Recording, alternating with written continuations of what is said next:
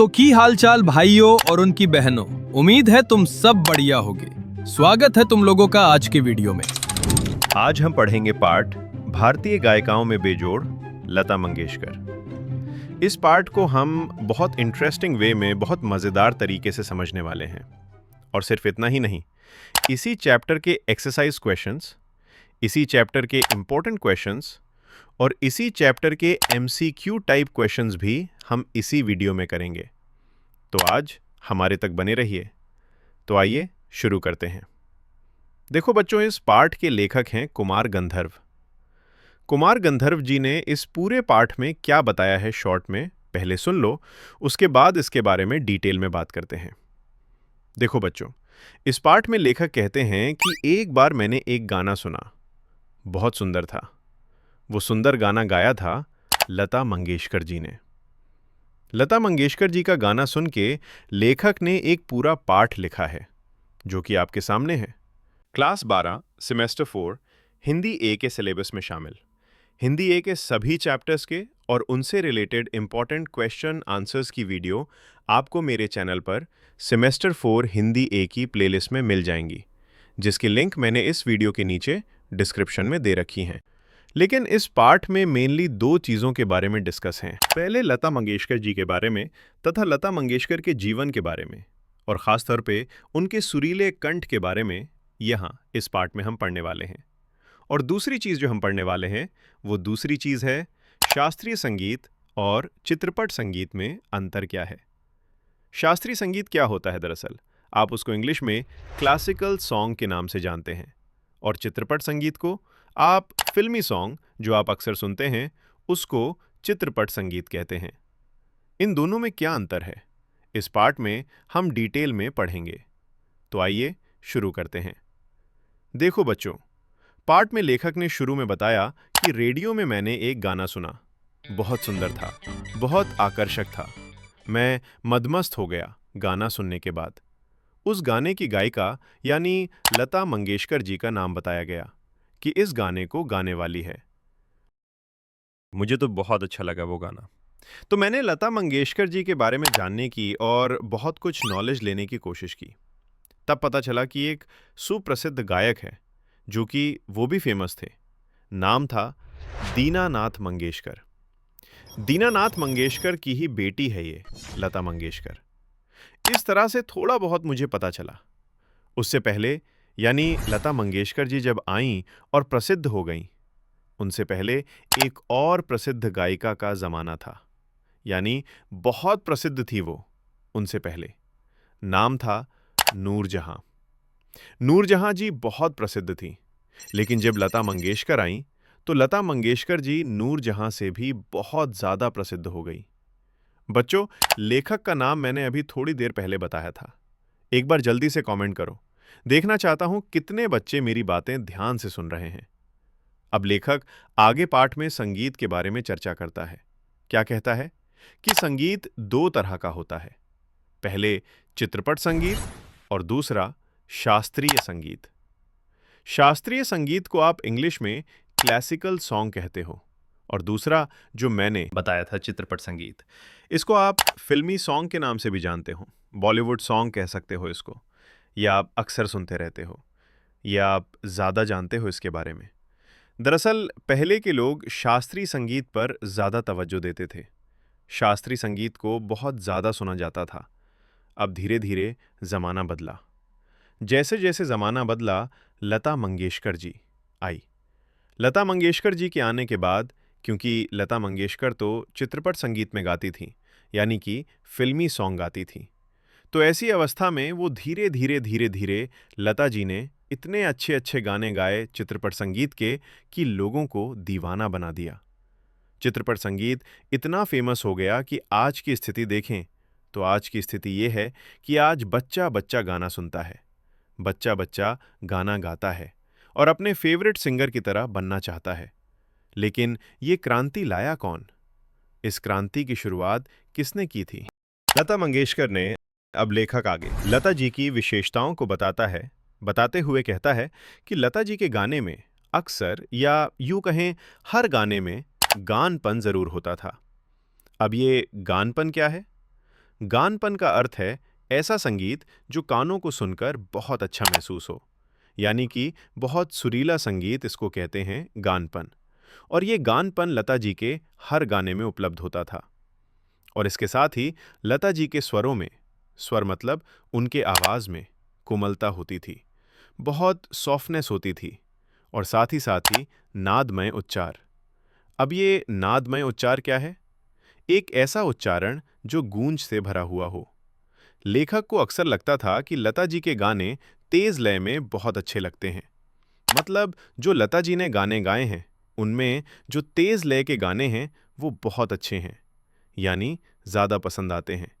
या यूं कहें कि लता जी ऐसे गानों को बहुत उत्कर्षता से, बहुत प्रबल तरीके से गाती है, जबकि दूसरे लोगों का कहना इससे विपरीत है। लोगों का कहना है कि करुण रस के जो गाने होते हैं वो लता जी बहुत अच्छे गाती हैं, जबकि लेखक इस बात के ऑपोजिट कहता है। बच्चों, लेखक ने लता जी का गाना सबसे पहले कहाँ सुना था? एक बार जल्दी से कमेंट करके बताओ, मैं देखना चाहता हूं। कितने बच्चे सचेत होकर सुन रहे हैं? अब आगे।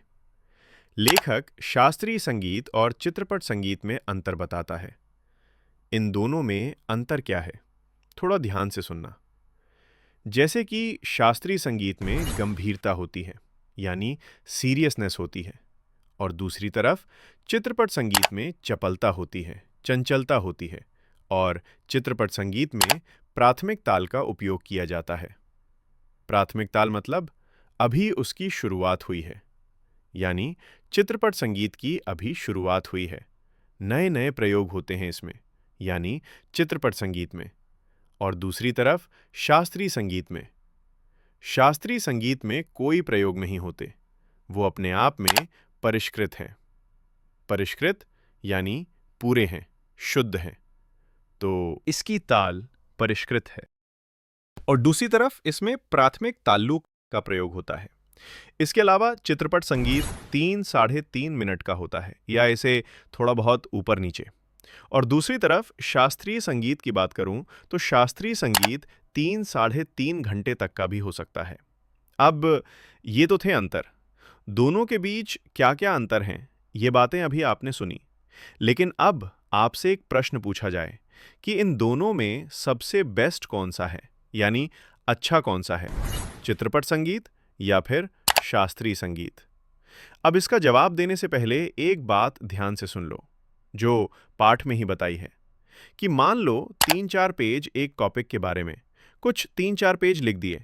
वो 3-4 पेज में कुछ निबंध टाइप का लिख दिया, और टॉपिक मान लो कि जैसे प्रैक्टिस करने से बहुत कुछ काम सरल हो जाते हैं, इसलिए बार बार प्रैक्टिस करनी चाहिए ताकि हम कुशल बन सकें, ताकि हम में दक्षता आए, यानी हम परफेक्ट हो जाएं। तो एक तो हो गई ये बात, 3-4 पेज में ऐसा ही बहुत कुछ लिखा हुआ है इसी बारे में। और दूसरी तरफ 4 लाइन में एक दोहा लिख दिया, एक छोटी सी कविता लिख दी क्या, कि करत करत अभ्यास के जड़मति होत सुजान, रसरी आवत जात हैं सील पर परत निशान। अब इसका मतलब यही है कि बार बार प्रैक्टिस करनी चाहिए, जिससे आदमी सकुशल हो जाता है, यानी कुशलता आ जाती है, परफेक्ट हो जाता है। अब आपसे कोई पूछे कि इन दोनों में बेस्ट कौन सा है, यानी 3-4 पेज पर लिखा हुआ मैटर यानी निबंध, या फिर वो दोहा। दरअसल ये डिपेंड करता है पढ़ने वाले पर। पढ़ कौन रहा है, उसका इंटरेस्ट किस पर है, निबंध टाइप क्वेश्चन पढ़ने पर है, या फिर वो कविताएं अच्छी पढ़ना जानता है। अब किसी को कविताएं अच्छी नहीं लगती तो उसके लिए वो बेकार है वो 4 लाइन, उसको ये 4 पेज का निबंध ही पसंद आएगा। क्यों आएगा वो? इसीलिए क्योंकि उसका इंटरेस्ट इसमें है। ठीक ऐसे ही जिसको कविताएं पढ़ने का शौक है, वो कविता अच्छी पढ़ना जानता है, उसको वो पसंद आएगी। ऐसे ही शास्त्रीय संगीत और चित्रपट संगीत में अंतर है कि इन दोनों में बेस्ट कौन सा है, ये डिपेंड करता है सुनने वाले पर, कि सुन कौन रहा है, उसको पसंद क्या है। दरअसल किसी को पसंद आता है ऐसा शास्त्रीय संगीत जो बहुत अच्छा लग रहा है, उसे बहुत पसंद आ रहा है, उसके लिए वो बेस्ट है। उसके लिए ये सॉन्ग या चित्रपट संगीत सब बेकार है। ठीक इसके विपरीत जिसको बॉलीवुड सॉन्ग पसंद है या चित्रपट संगीत अच्छा लगता है तो उसे चित्रपट संगीत पसंद आएगा। और यही बात पाठ में लिखी है कि ऐसा कोई भी संगीत नहीं है इन दोनों में से जो बेस्ट हो या जो खराब हो। दोनों ही अच्छे हैं, दोनों ही बेस्ट हैं। दरअसल ये सुनने वाले पे डिपेंड करता है कि वो चाहता क्या है, उसे पसंद क्या है। बच्चों, कोई भी बात समझ में नहीं आ रही तो कमेंट करके पूछ भी सकते हो। अब आगे लेखक कहता है कि अक्सर लोगों का मानना होता है चित्रपट संगीत ने लोगों के कान खराब कर दिए। मतलब ये सुरीलापन क्या होता है, ये तो शास्त्रीय संगीत में ही था, चित्रपट संगीत में नहीं। चित्रपट संगीत ने लोगों में गाने की समझ खराब की है, जबकि लेखक इसके विपरीत कहता है। एंड वो कहता है कि कान खराब नहीं किया बल्कि सुधार दिए हैं, क्योंकि बच्चा बच्चा चित्रपट संगीत की वजह से गुनगुनाता है, अच्छा गाने की कोशिश करता है और अच्छा गाता भी है। दरअसल चित्रपट संगीत एक प्रभावशाली मोड़ लाया है जिसमें हर रोज नए नए प्रयोग होते रहते हैं। बच्चों, अभी कुछ देर पहले शास्त्रीय संगीत कितने घंटे का होता है ये बताया था। एक बार जल्दी से कमेंट करके बताओ। मैं देखना चाहता हूं कितने बच्चे अभी तक भी ध्यान से सुन रहे हैं। अंत में लेखक लता जी के बारे में बताते हुए कहता है कि लगभग 50 वर्षों से गाती आ रही हैं लता मंगेशकर और आज तक भी उतनी ही लोकप्रिय है। यहाँ तक कि विदेशों में भी उनके गाने सुने जाते हैं। क्या ये चमत्कार से कम है? और ये चमत्कार करने वाली हमारे ही देश की कलाकार है।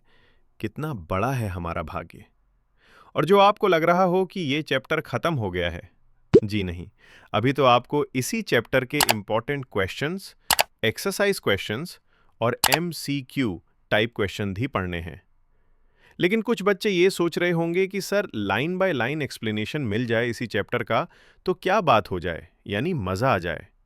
तो बच्चों, ये सारी चीजें आपको जल्द ही हमारे चैनल पर देखने को मिल जाएंगी।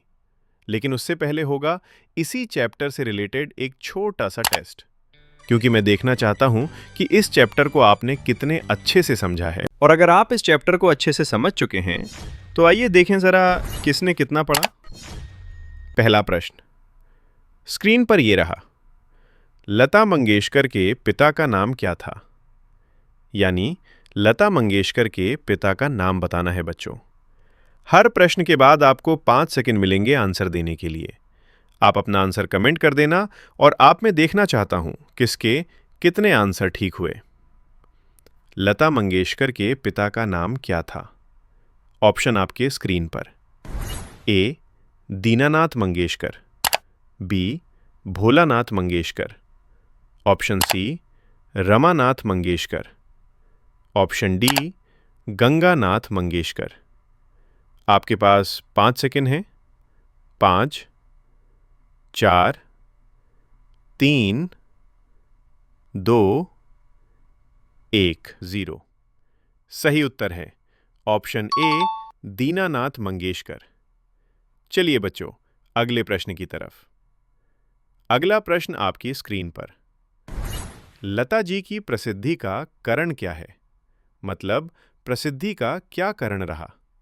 ऑप्शन ए, उन्होंने फिल्मी गीत गाए, ऑप्शन बी, शास्त्रीय संगीत का ज्ञान, ऑप्शन सी, मधुर स्वर, ऑप्शन डी, गानपन। 5, 4, 3, 2, 1, 0। सही उत्तर है ऑप्शन डी, गानपन। चलिए बच्चों, अगले प्रश्न की तरफ। अगला प्रश्न, लता से पूर्व किस प्रसिद्ध गायिका का जमाना था? Option A, Asha Bhosle, option B, Usha Mangeshkar, option C, Noorjahan, option D, Anuradha Paudwal. 5, 4, 3, 2, 1, 0। सही उत्तर है ऑप्शन सी, नूरजहां। चलिए बच्चों, अगले प्रश्न की तरफ। अगला प्रश्न आपकी स्क्रीन पर। इनमें से लता के गाने की प्रमुख विशेषता हैं। ऑप्शन आपके स्क्रीन पर ये रहें। ए, नादमय उच्चारण, बी, उच्चारण, सी, आचरण, डी, ताल। 5, 4, 3, 2, 1, 0। सही उत्तर है ऑप्शन ए, नादमय उच्चारण। तो बच्चों, ये है आपका रिपोर्ट कार्ड। ध्यान से देख लीजिए, पढ़ लीजिए, और हाँ, आपके टोटल मार्क्स कितने हैं ये कमेंट करना मत भूलना। और आज की क्लास से रिलेटेड सारे नोट्स इस वीडियो के नीचे डिस्क्रिप्शन बॉक्स में मिल जाएंगे। तो बच्चों, मैं उम्मीद करता हूँ कि इस वीडियो के माध्यम से आप इस कविता के मूल भाव को बहुत ही अच्छी तरह से समझ गए होंगे। तो वीडियो पसंद आई हो तो इसे लाइक और कमेंट जरूर कीजिएगा। जल्दी मिलते हैं अगली वीडियो में नए चैप्टर के साथ।